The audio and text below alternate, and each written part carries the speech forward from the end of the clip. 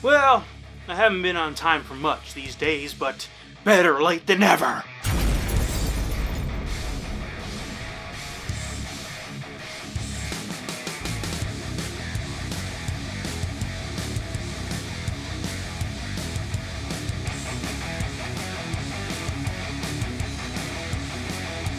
What's up, all you primitive screwheads? Welcome back to a brand new episode on my channel. That's right, the champ is back. This time I'm doing a belated review for Doctor Strange 2, Multiverse of Madness. And guys, the thing is that I was originally intending to do a review when I saw it in theaters because I had a blast with this. But the thing of it is, with different things in life happening, there isn't time for everything at the right time. You dig?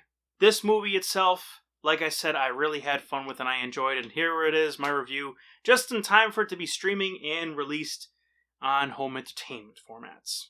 Doctor Strange 2 had the great benefit of having a solid first film, having a great actor in the lead role, having the returning cast for the most part come through and intermingling it with some multiverse stuff which we got a glimpse of in Spider-Man No Way Home. And then on top of that, Sam Raimi made his Marvel Cinematic Universe debut by directing this film, which is definitely in that Sam Raimi realm of filmmaking. If you've ever seen some of his previous horror work, such as Army of Darkness, Evil Dead, and whatnot, you know what I'm talking about. I was really excited to go into this movie. I had a lot of excitement going into it, especially since Spider-Man No Way Home was fantastic, which you had Doctor Strange as a supporting role in there.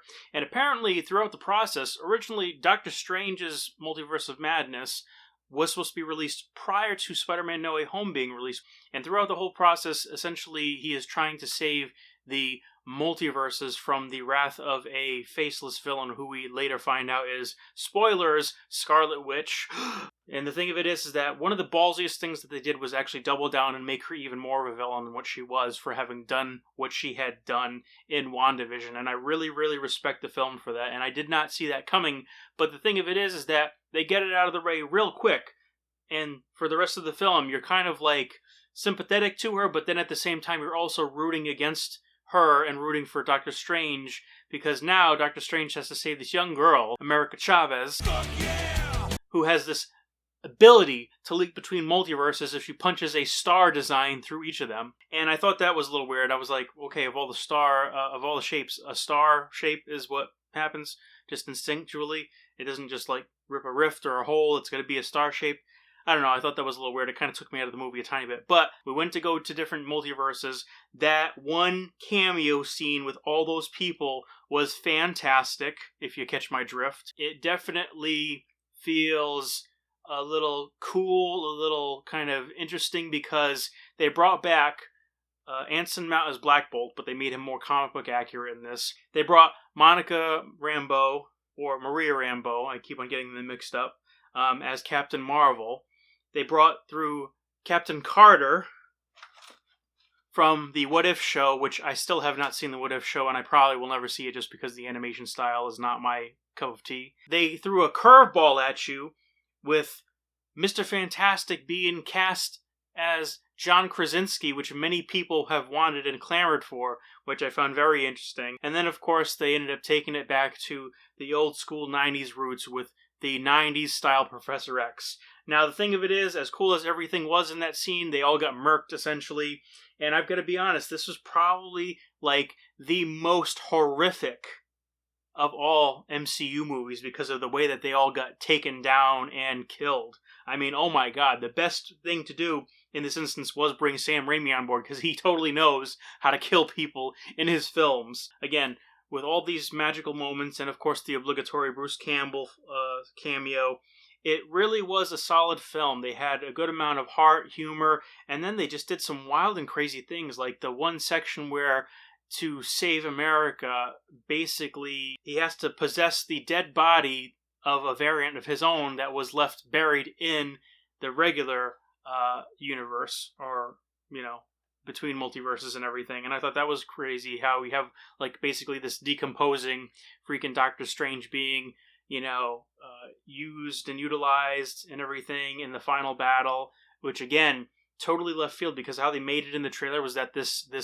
demonic, or like this undead Doctor Strange, I thought was actually going to be the villain, who I thought was going to be the evil Doctor Strange that he encounters with the third freaky eye.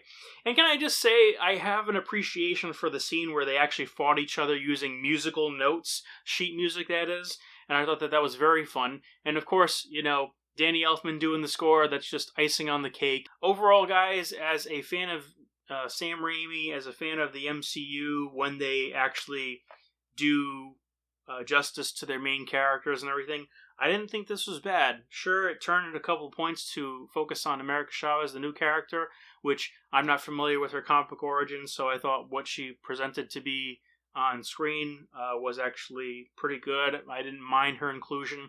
I didn't think she overshadowed or eclipsed Doctor Strange or any of the other characters too much. I think that she was actually pretty organic in her presentation, and I think that the young actress who played her was fantastic as well.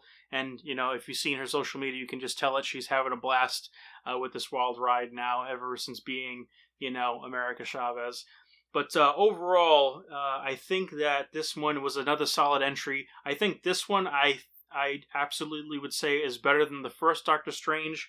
Although, with a couple of the teases and everything that happened in this one, I hope that they do bring back Mordo.